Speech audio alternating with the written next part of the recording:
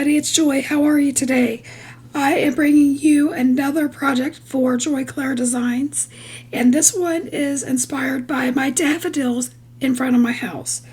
A couple years ago, I dug up my grandpa's flowers from his garden when he passed, and they have not bloomed. The green came up, but for the last 2 years they had not, and finally this year the blooms came out and they're just absolutely stunning. So when I saw the stamp from Joy Clair, I knew that I had to color it up. And I used Copics because that's my favorite medium, but you could use whatever makes you happy. But I'm going to talk about the way that I blend Copics for daffodils.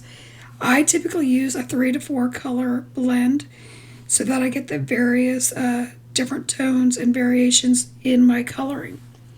So my go-to way of tackling flowers is to start with the leaves or the foliage part of it and then do the petals, because in some images it's kind of hard to tell the difference. So I always, regardless how easy or difficult the image is, I always start with the greenery. So my go-to blend for Copic greeneries is a YG01, a 03, a 17, and a 67. And the 67 has a blue base to it. If you take a colorless blender to it, you'll see that it turns a little bit of a blue.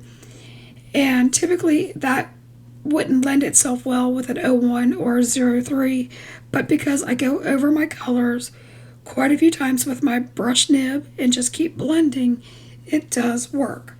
Now you can start to blend that out. So I always go back in after the fact and bring that 6-7 back in to get that depth. So like I said, I start with the 01 and then I go in with my 6-7, which is the darkest color, and I map out where my shadows will be. And then I use my 1-7 and I blend over that.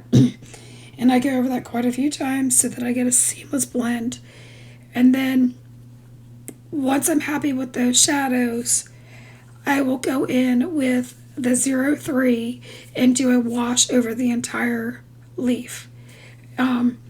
If I lose a little bit of the depth, I will go back in with the 6-7, but this is how I tackle all leaves for the most part. Now I am moving into the petal of the daffodil. Now I want to tell you that I have sped this up by about 2 times throughout, so I don't color quite this fast, but not that slow either.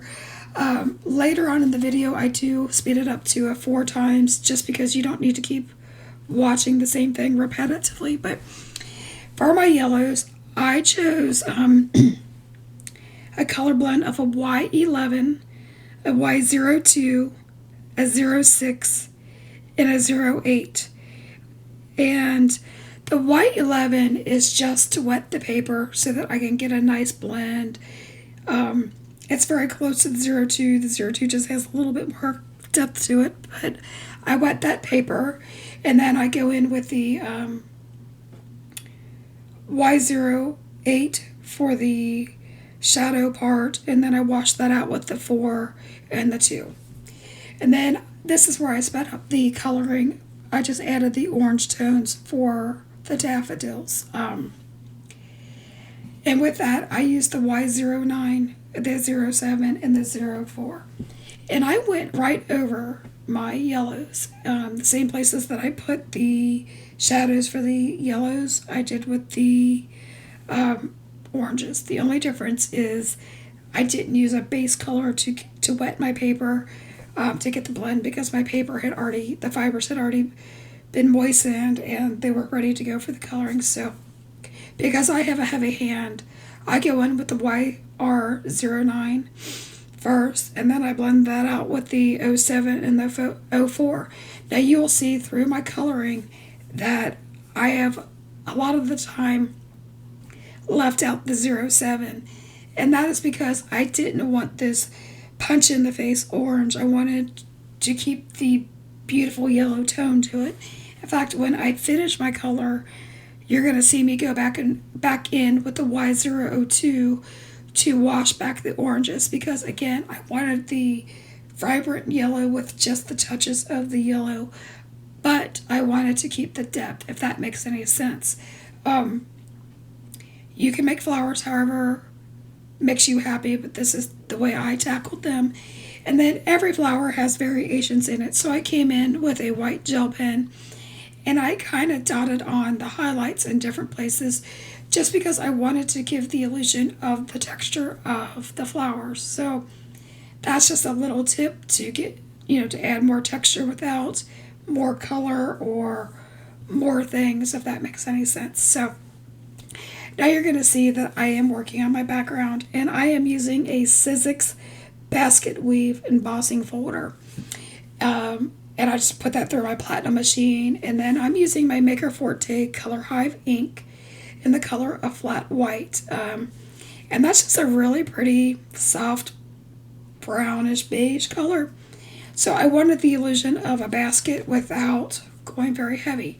Now you're going to see that I have some splotches because I had it on my fingers. Don't worry, we're going to cover that up and we're going to fix it. So I do trim my focal panel down to 3 3/4 by 5, and then I go back in with the flat white, flat white, and I add a little bit more depth with my ink. And I left the center white because I knew my flower was going to go over it and I didn't want to waste my ink. That, and there are portions of the flower from when I fussy cut it that still have the white paper, and that doesn't bother me. If it does bother you, you could use a finger blade and cut out the white spots, but I just kind of embraced it and went with it. So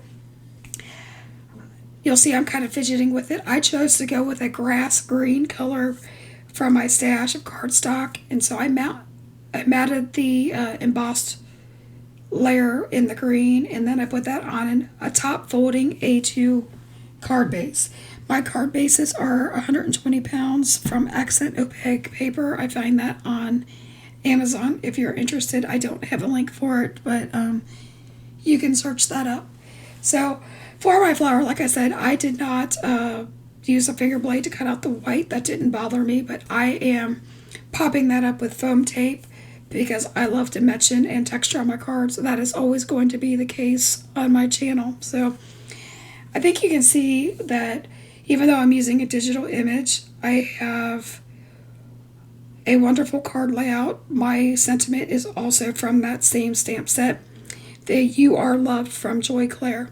That stamp set comes with 5 sentiments, a feather image, and the daffodil. So it's very diverse for all of your spring crafting needs. And I love the digital stamps because you can size them and manipulate them to fit your project. So I sized mine to fill about a 4 by 5 1/4 panel, and I just made it so that it kind of touched all the sides. So then I could trim that down with my scan and cut, and I got the perfect size for my card. And then I just die cut with a rectangle the sentiment.